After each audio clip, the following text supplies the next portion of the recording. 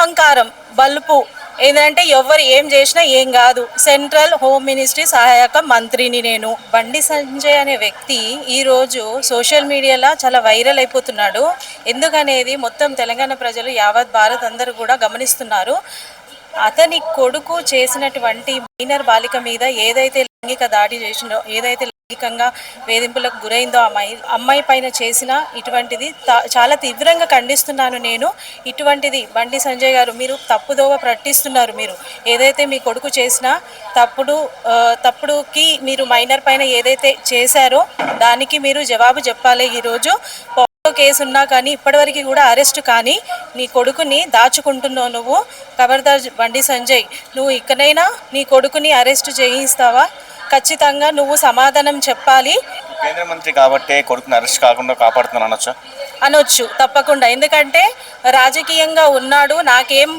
నాకేమీ కాదు, నా కొడుకుని నేను కాపాడుకోవచ్చు అంటే రాజకీయంగా ఉండి ఇలాంటి దాడులకు, ఇలాంటి కేసులకు కేసు ఉన్నా కానీ కొడుకు మీద తప్పుదోవ పట్టిస్తున్నాడు బండి సంజయ్.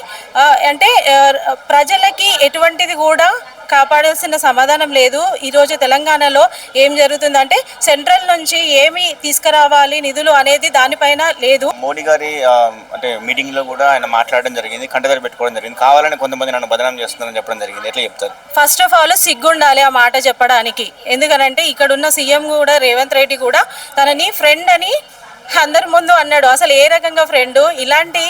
ఇలాంటి అక్రమాలు ఇలాంటివి చేసినప్పుడు సిగ్గు ఉండాలి ఫస్ట్ ఆఫ్ ఆల్ ఈ మాట అనడానికి. బండి సంజయ్ నా ఫ్రెండ్ అనడానికి అంటే తప్పుదోవ పట్టించి నాకేం కాదు, నేను ఏదైతే రాజకీయంగా ఉన్నానో నా దగ్గర పదవి ఉంది అనే దానితోటే ఈ విధంగా ప్రవర్తిస్తున్నాడు. ఖచ్చితంగా నీ కొడుకుని అరెస్ట్ చేయాలి. బాలికకు న్యాయం జరగాలి. అబ్బాయి కూడా ఇంతకుముందు కొన్ని వీడియోస్ వైరల్ అయినాయి. అంటే వేరే తోటి ఫ్రెండ్స్ని కొట్టడము, ఇలాంటి ఇష్యూస్, ఇలాంటి ఘటనలు ఉన్నా కూడా ఎందుకు ఆయన మీద ఇలాంటి కేసు నమోదు చేయడము తొందరగా? అహంకారం బలుపు ఏంటంటే ఎవరు ఏం చేసినా ఏం కాదు. సెంట్రల్ హోమ్ మినిస్ట్రీ సహాయక మంత్రిని నేను. అంటే నువ్వు పదవిలో ఉండి ఇలాంటివి చేస్తే ఎటువంటిది ఏ శిక్ష పడదు అన్న ఉద్దేశంతో ఈ విధంగా ప్రవర్తిస్తున్నాడు. అదే సామాన్యుడైతే ఎలా ఉంటుంది అంటే అతనికి ఒక న్యాయము, కొడుకుకు ఒక న్యాయమా, ప్రజలకు ఒక న్యాయమా?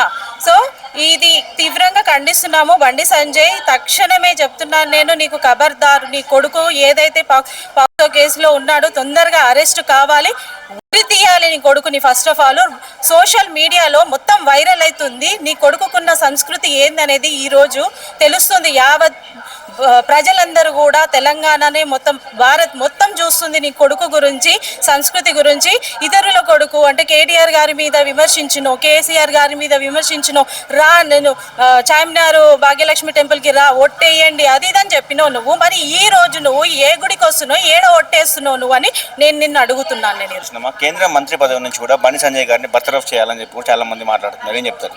తక్షణమే తీసి పారేయాలి, సస్పెండ్ చేయాలి. ఇలాంటి చేష్టలు చేసినోడికి రాజకీయాల్లో పదవి అస్సలు ఇవ్వకూడదు నాకు తెలిసి. ఎందుకంటే రాజకీయంగా ఎవరైనా కానీ ప్రతి రాజకీయం ఎలా ఉంటుంది అని అంటే ప్రతి విమర్శలు మాత్రమే చేయాలి. అంతేగాని ఇతను చేసినటువంటి అంటే కొడుకు చేసినటువంటి చేష్టలను తక్షణమే ఈయనని సీటు నుంచి బహిష్కరించాలి, ఇతన్ని తీసి పారేయాలి అని నేను కోరుకుంటున్నాను. ఇప్పుడు కరెక్ట్ కళ్యాణి గారు అండ్ సంధ్య రాణి గారు లేడీస్ కదా, వాళ్ళు ఎప్పుడు మహిళల ఘటన మీద మాట్లాడుతూ ఉంటారు. ఇప్పుడు ఎందుకు వాళ్ళు భయపడ్డారని వచ్చా? మంత్రి కాబట్టి అంతే కదా. ఇప్పుడు ఏంటంటే హోమ్ మినిస్టర్ సహాయక మంత్రి కొడుకు విషయంలో మేము రావద్దు బయటికి అన్నట్టు ఉద్దేశంతో వాళ్ళు ఎటువంటి డిబేట్కి కూడా బయటికి రాలేరని నేను అనుకుంటున్నాను.